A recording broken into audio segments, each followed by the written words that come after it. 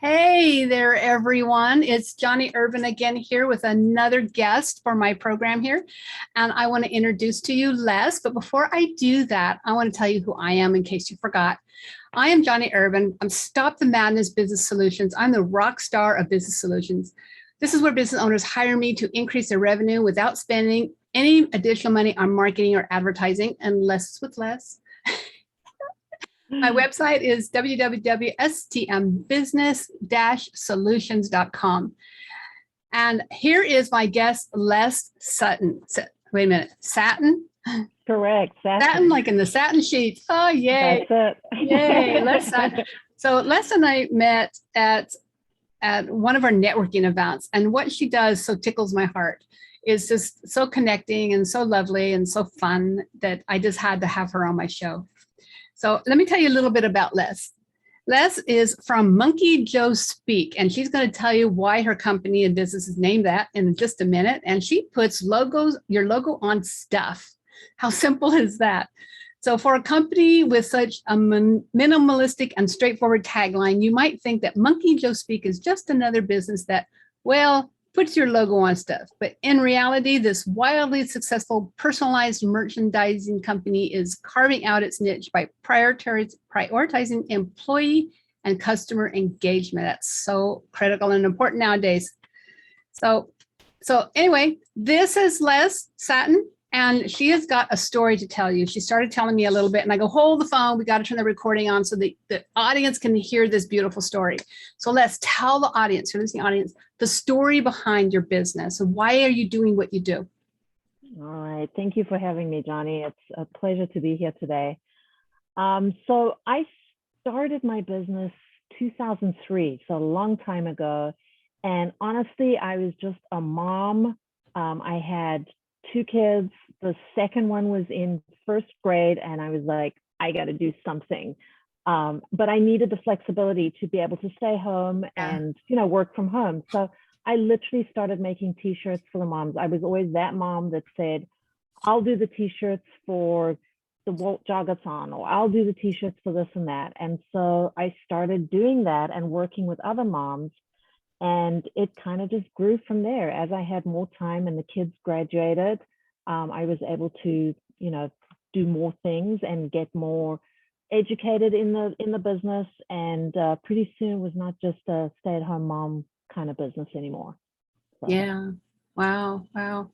And tell us a story about the name of your company. So my dad passed away in 99, so way before I started the business. And his name was Michael Jack Strauss. So MJS, Monkey Joe Speak. So it's a bit of a reach, but a friend of mine had an ad agency, and he worked with me because those initials were really important to me. I wanted to honor my dad. Yeah. And he said, well, we can keep the initials, but we need to, MJS Promotions is just doesn't mean anything to anybody. So he's like, how about Monkey Joe Speak? And I said, I cannot go around and say that I'm from Monkey Joe Speak. And he said, you've got to trust me on this, which I did. And the rest is history. It's been such a fun journey because it really matches my personality. People remember it. I love networking, and people think, they'll think monkey, promotional products. And if you Google that, Monkey Joe Speak will pop up. And this is Joe back here. I had a guy that used to work at Disney design him for me. So Monkey Joe Speak. Wow, that is so adorable. That's a great story. You're living into a legacy of your dad right now. Yeah. That's awesome. Yeah, that's so endearing. So I have some questions to ask you. And this has to do with your business experience when COVID hit us, because it had an impact on a lot of businesses, good, bad, or indifferent. But all the beautiful stories are going to go into a magazine article that I'm writing. So I'm doing survey questions. So Les, if you can remember, how often did the authorities force your area to shut down? Twice. I think there were two tiers to that. I was working from home, so it didn't stop me from going into the office, which was great. but all my vendors and stuff shut down as well. So I was, we were dead in the water. There were two separate times that happened.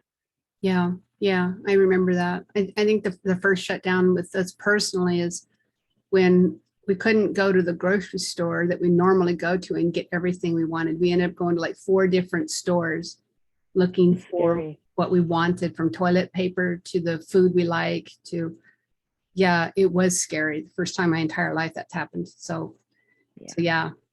I still have beans. Yes. I bought a whole lot of like lentils and dried pinto beans. I have a mountain of beans. Yeah. Hang on to those. We're going to have another pandemic of some sort down the road. They'll be coming handy for sure. So, can you remember how long did each shutdown last? Gosh, no, I don't. It kind of just is a blur of 2020. I know my business kind of just ground to a halt like come April. Like there was just no money coming in, period. So it kind of went a little further because I get paid after the items deliver. But as of like April through December, it was just like really tough. Yeah, not pretty. Yeah, not pretty for sure. So, how much revenue would you estimate you lost during each of the shutdowns? My numbers for 2020 were probably half of what they were in 2019. And this year, I'm back up to my target, like last month and this month, but prior to that, it was just bad. So I'm not going to make my annual this year. This year, yeah. How much longer do you think it will take to get that lost revenue back? Well, the thing is, you've got to make more than usual, right? And I've lost a couple of customers along the way that were like, I had a big hotel client that went under. So I've got to pay back my vendors for product that shipped to them because they went under. Wow. So it's going to take me a year or two to get back. But you know what? I think as long as I'm still going and I'm here, then I can be grateful. There's people that have lost everything. Yeah. And there's always businesses out there that, you get your name out there, you get the right positioning, and you get even the right joint venture partners. All of a sudden, it'll come back, and it can come back quickly. Yeah. So what impact did the COVID have on your family?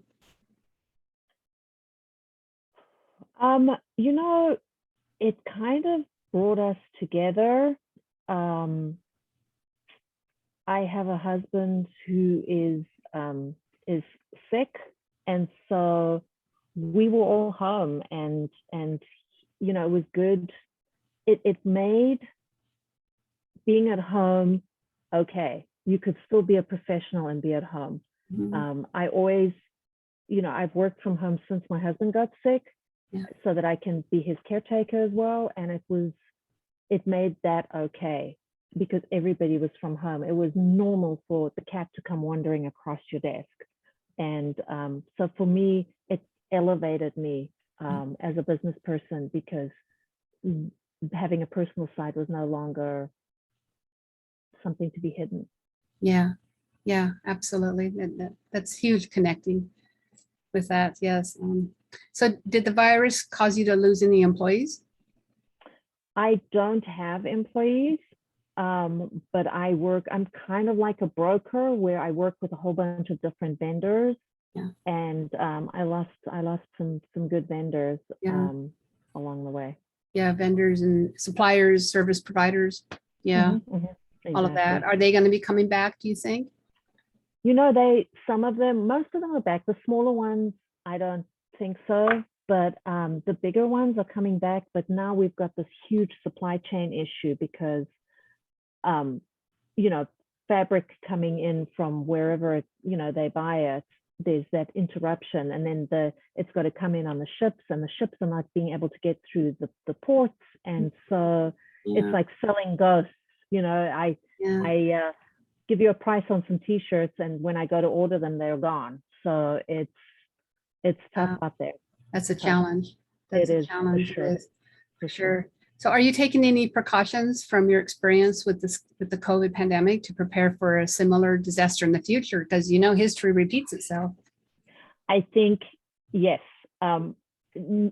storing up a nest egg to be able to ride things out is huge. My nest egg got severely depleted during COVID, but building that nest egg back up again and diversifying, I think, making sure that you're not doing all your work in with one or two clients. You know, if I lost one client that, you know, it was a $25,000 order, if that had been $100,000, that would have taken me down. Yes. You know, so thank goodness. Yeah. And then just being very careful. One can get a little complacent with accounts payable. You know, it's an ongoing customer, it's a big customer, they pay maybe a little bit late here and there. Yeah. If I'd been more on that client, I wouldn't be paying back today, you know. Exactly. That's the business 101. And yeah, the general rule of business success is 15% of your business should not be with one company. Yeah. So you gotta look at that Who number. wrote that? Business 101. Business 101. Oh, and speaking about swag, Leslie was so kind to send this to me. I was just surprised. Here's the thing about when you have a customer or potential customers, like when you surprise and delight them, they just love you to pieces and everything like that. So she sent me this box, this swag box, and it's got her monkey on it. Look at this, the headphones. There's a reason why the headphones are there. It has to do, I think, with the podcast. But when I opened it up, she asked for my address and sent me something like, I had no idea it'd be this beautiful, cute little box. And inside was this little Bluetooth speaker with sunglasses. It fits my rock star image perfectly. And it's like, I haven't tried it yet, but you know, there's lots of times when I just want to Bluetooth my music for wherever I am. I can travel with this. Yeah. And I can put my logo on here, right? Is that what you're telling me? You can put the logo right there on his sunglasses if you so desire. Oh, I might try that. That sounds cool. So yes, thank you so much for this lesson. You're welcome. So there's a link to a Spotify playlist Here? on the box Here? and on that card. And Here? if you click on that with your phone, it'll take you to a bunch of, it's my playlist and it's all about bananas and banana pancakes and all kinds of fun songs there. So. Oh, how cute. I love it. I love it. You're so adorable. Thank you. I'm glad you like it. I think that's the goal of my business, is to create that feeling, like you have a warm feeling towards me because I gave you that, you know. So now we're a few steps along the way versus me saying, hey, Johnnie, I'm amazing, you should work with me, right? We kind of solidify that a little bit more if we can do that for our clients. Exactly. And that's what I do to help my clients solidify their relationships with their clients. And this is way better than a pen that has my name on it. This is way better. Absolutely. This is way better. So I really would get somebody's foot in my door if they sent me that. And but Les, I understand you have a gift for our listening audience that's like a PDF download, right? Super easy for them to get hold of. Can you tell what that is? Yes, I can. So it's a downloadable PDF, as you said, Promo Products 101. So my number one question that I get is, why can't I just order online by myself? It's so much cheaper, and you know, I know what I like.